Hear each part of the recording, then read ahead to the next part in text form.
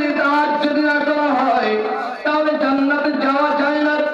সেই দলিল আমার পক্ষ থেকে আপনাদেরকে জানায় দেয়, আমার পয়গম্বর যখন সবচাইতে বেশি দুঃখী ছিলেন, গোটা আরব জাতি যখন পয়গম্বরের উপরে নির্যাতন নিপীড়ন করার ইচ্ছা করেছে, আমার পয়গম্বর তখন দুইজন মানুষের আশ্রয় ছিলেন। একজন ছিলেন আবু তালেব, আর একজন আম্মা জান খাদিজাতুল কুবরা রাদিয়াল্লাহু তাআলা আনহা। আল্লাহর পয়গম্বর যখন কোনো দুঃখ পেতেন, বাসার ভিতরে খাদিজার কাছে সান্ত্বনা পেতেন, আবার যখন দুঃখ পেতেন বাহিরে আবু তালেবের কাছে সান্ত্বনা পেতেন। আল্লাহর পয়গম্বরকে কেউ দু শব্দ পর্যন্ত করতে পারে নাই চাচা আবু তালেবের কারণে।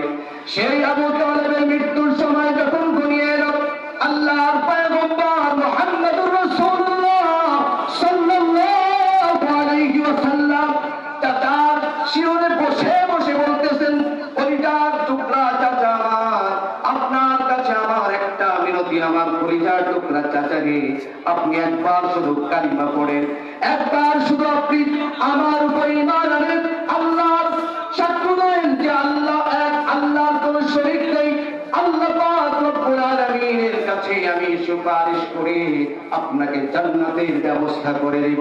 ভাইরা আমার, চাচা আবু তালেব কত বেশি মহব্বত করতো পয়গম্বর মুহাম্মদ